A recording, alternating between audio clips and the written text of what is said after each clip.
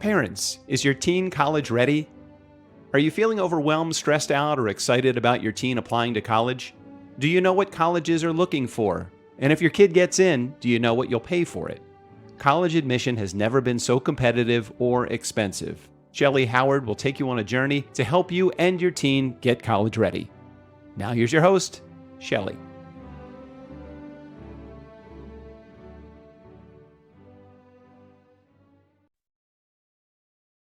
Hello, parents. This is Shellee Howard with College Ready, and parents, is your teen college ready? And today I have a very special guest, Brandon Slade. Welcome to the podcast, Brandon. Thank you so much for having me. I'm so excited to be here, and I love the work that you do, and thanks so much for thinking of me. You're welcome. So the goal today is to share you with our world of college admissions and the families that we get the opportunity to work with. Can you share a little bit maybe about your background or how you got started in the work that you're doing? Yeah, great question. So actually started at the very beginning. So I was diagnosed hyperactive ADHD at the age of 5. And I had the best type of ADHD, I always tell families, because I was the kid flipping desks and jumping on tables. And there were teams of people coming to watch me, trying to figure out what was wrong with this child. And I have 2 brothers just like myself. But the reason I call it the best type of ADHD is because I got noticed. We meet so many, whether it's middle school, high school, college kids who kind of feel like something's off, and parents feel like something's off, but they're not sure what it is. And it, maybe some inattentive ADHD or something else, some underlying anxiety or something. But when they figure it out, it's like, oh my gosh, I was struggling for all these years, kind of for no reason. That wasn't me for sure. I was an out of control child.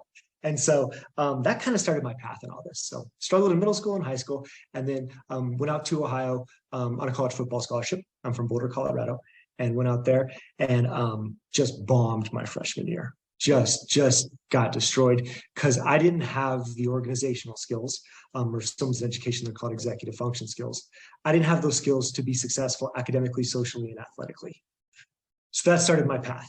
I had to, after I bombed, I couldn't blame my mom. I couldn't blame my dad, who was states away. I finally had to do the work, and that started my path, and really had to do a deep dive in all this stuff. And then was able to get through undergrad, work myself through grad school, become a special education teacher and a school psychologist, and taught special education for 12 years. And then started a little practice, what I'm doing now, called Untapped Learning. That's grown, and we're working with kids all across the country. So a lot of hard lessons in there. I sped through that, but yeah, I've been working on this thing for most of my life.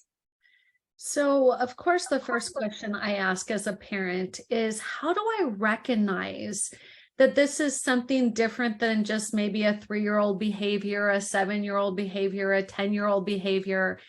And maybe if I did recognize it, maybe they're not getting good grades, but everybody says, oh, they're fine. They're just a nice, normal boy.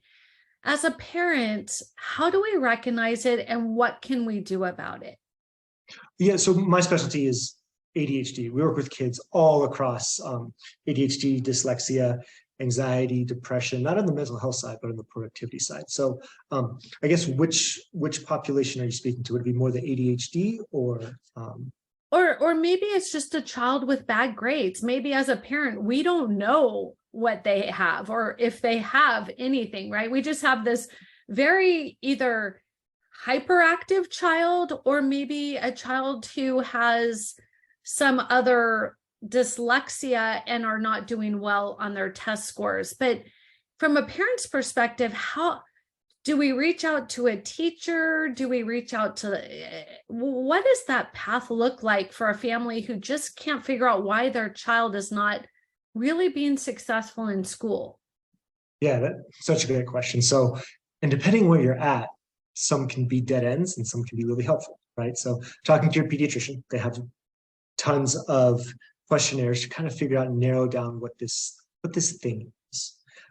Next, be talking to your school, whether it's your counselor or an interventionist or something, or a school psychologist. But even if that gets you nowhere, the great thing about improving executive function skills. So when you have ADHD, this is what you really struggle with.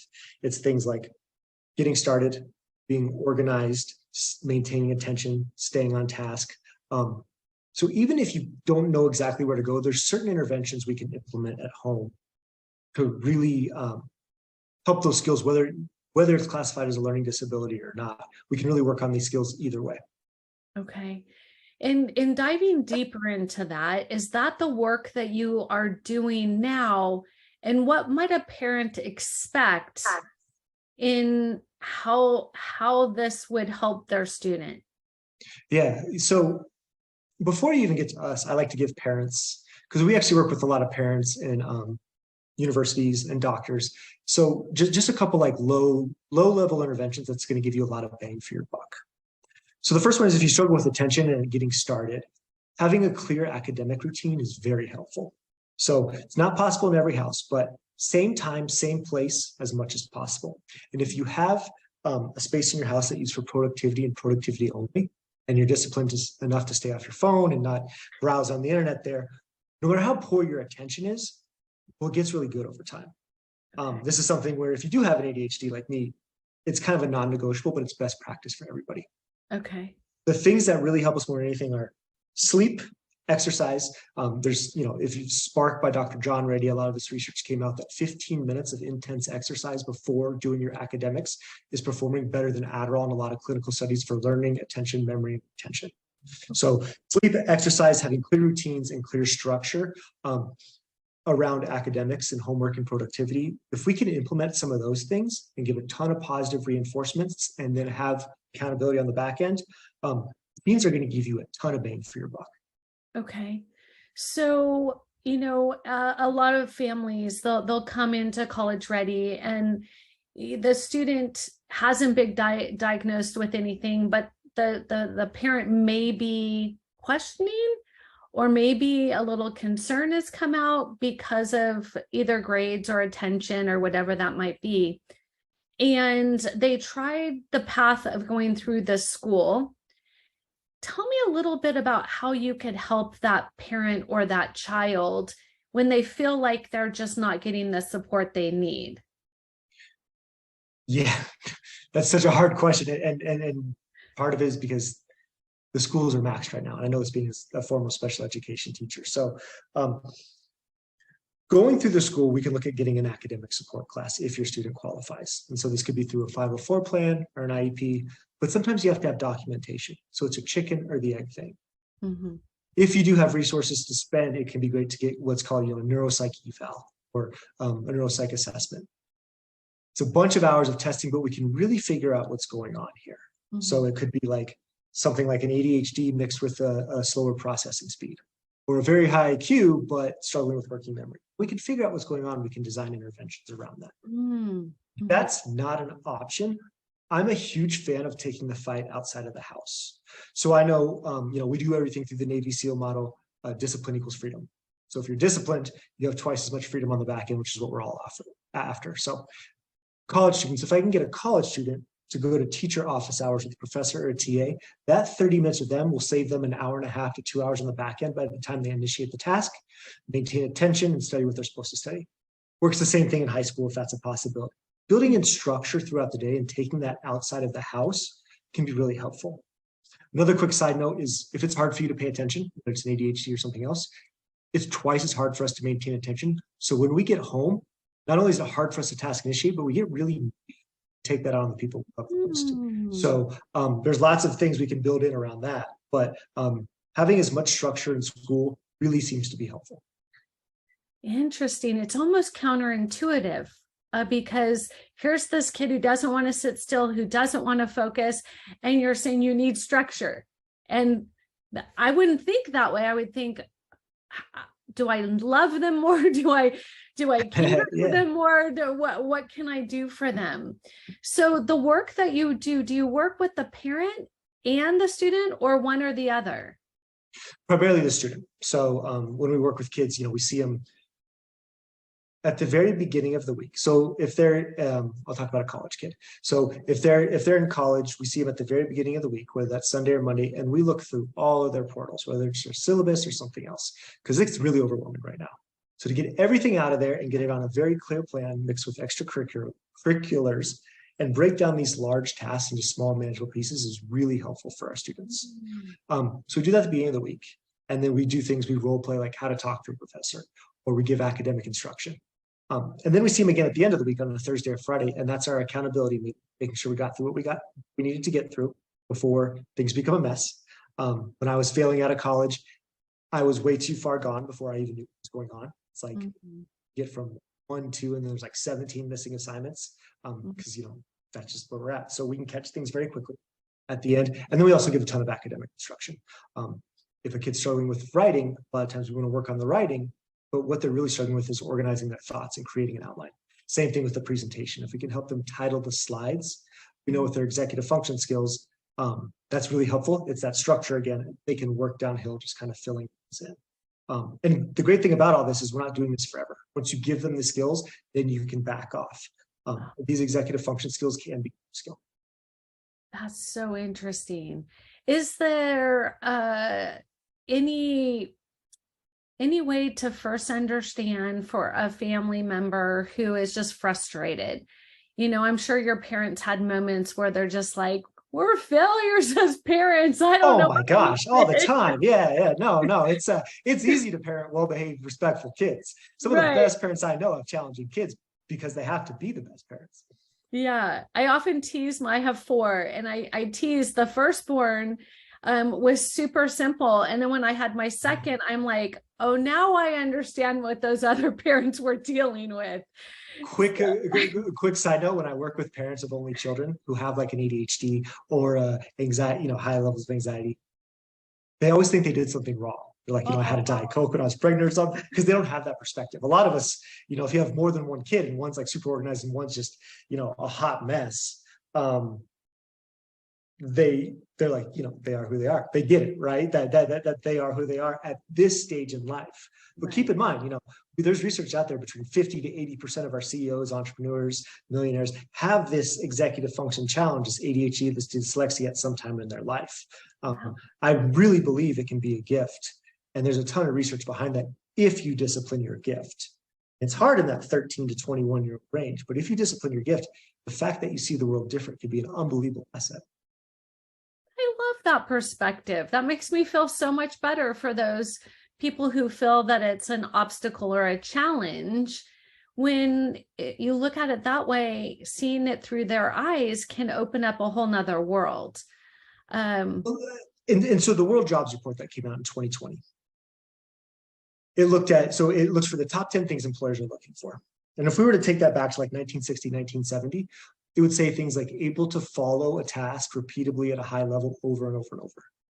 Well, everything's being automated now, and what can be automated will be automated in the future. So what employers are really looking for 2025 and beyond is people who can see the world different, think about problems differently, and essentially they're looking for our neurodiverse people.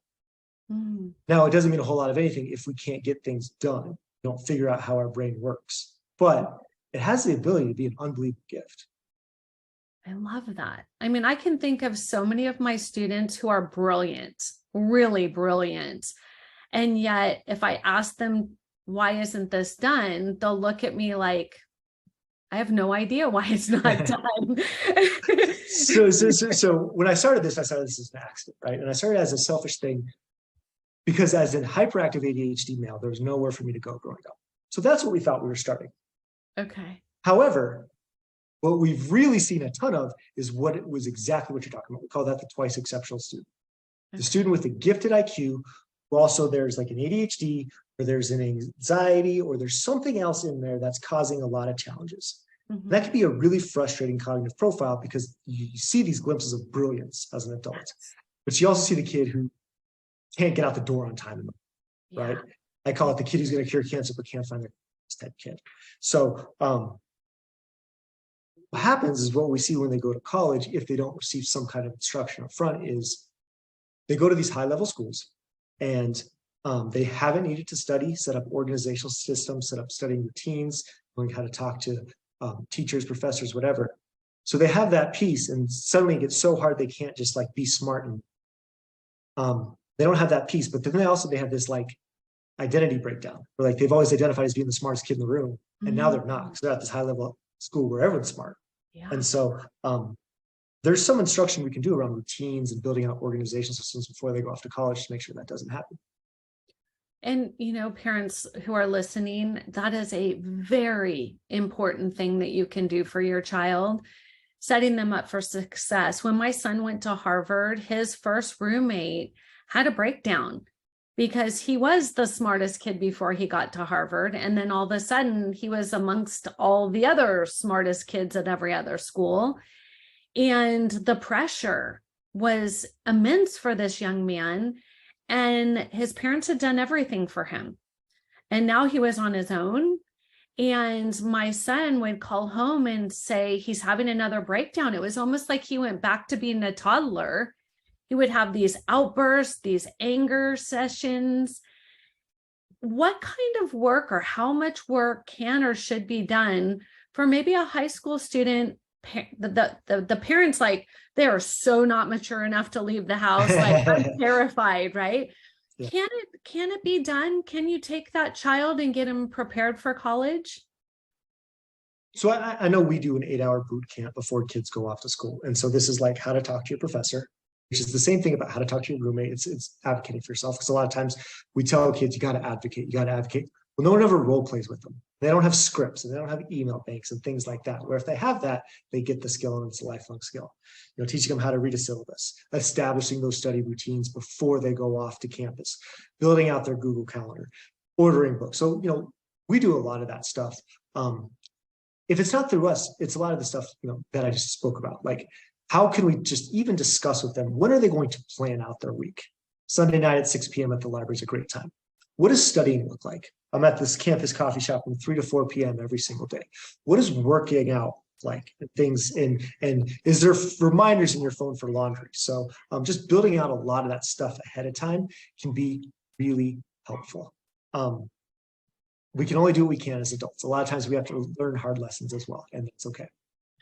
Yeah. So then my question comes to, I'm thinking of this one really brilliant student in my program, and I would say he's a bit socially awkward, but he's going to be working for NASA. This, yes, this young man can compute things in his head that blow my mind. But I do worry about him fitting in socially. How can you set up a student for that kind of situation? He's very recluse. He's very much spends time with his family, which is not a bad thing, but I just worry about that transition. A lot of it we already kind of talked about. It's building in the social skill stuff and practicing that before. And it can feel really weird and awkward, but that's okay. And then where there's a therapist or a mentor or someone else, having someone back home that they can call when they get into a pinch before things are really wrong is very helpful.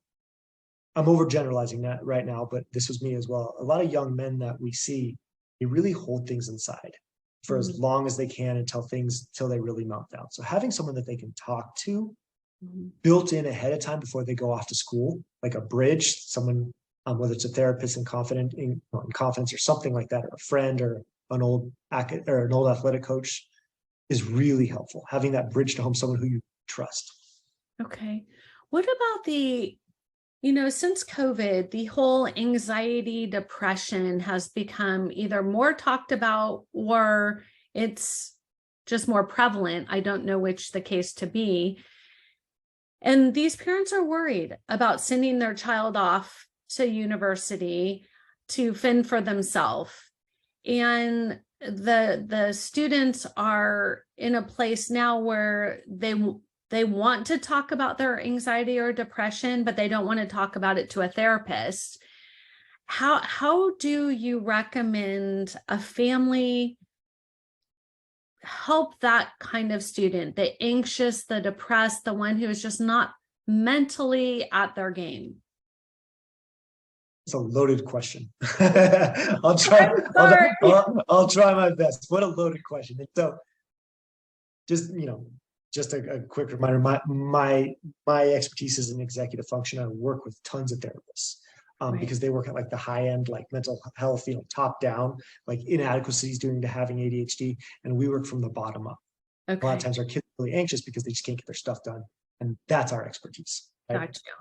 But don't want to dodge your question. So when we look at really what helps mental health more than anything else, so it is having someone to talk to. reminding our students that the most successful people have the most help. There's this dangerous myth out there that we're all self-made. And no matter who they look up to on social media, whatever person in their life, I guarantee that person that they look up to has a team of people around them.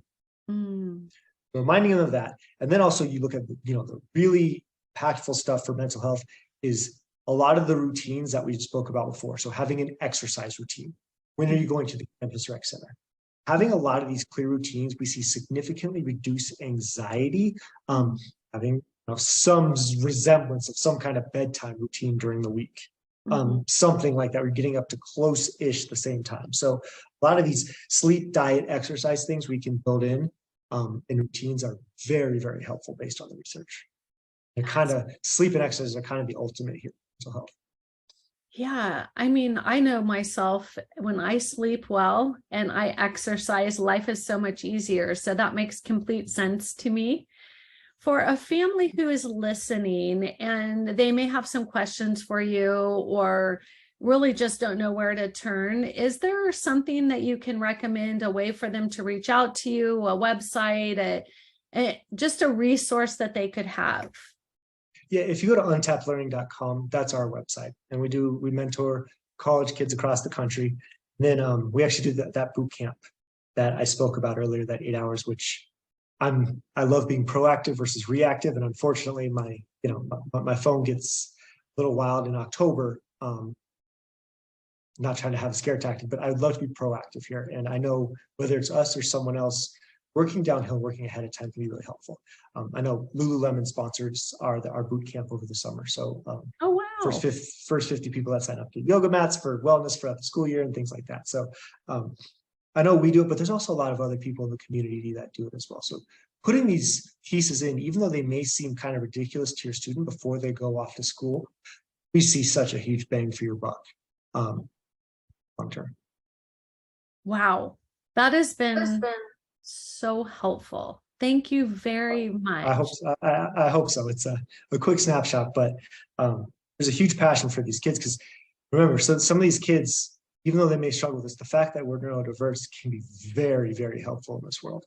You just got to discipline your gift. And a lot of other people hit a wall earlier on, right? They hit a wall in middle school, high school. Mine was like second grade, right? When I hit my academic wall. Our very intelligent kids sometimes don't hit that wall till later on in life, which can be really, really challenging. So I definitely feel for them. We all hit a wall eventually. There's nothing wrong with them. And now you figured out how to support them. Probably back when you were doing it, it wasn't quite as available. So again, what was the website that they could go to? Untappedlearning.com. And there's a bunch of parent blogs and resources. And if we're not the right fit, we can also recommend the right fit as well. But if you ever get stuck, back to the basics. Teens, diet, sleep, exercise, movement, and we'll be okay here. Wonderful. Thank you, Brandon. We really appreciate you being on Parents is Your Teen College Ready. Thank you so much, Shellee.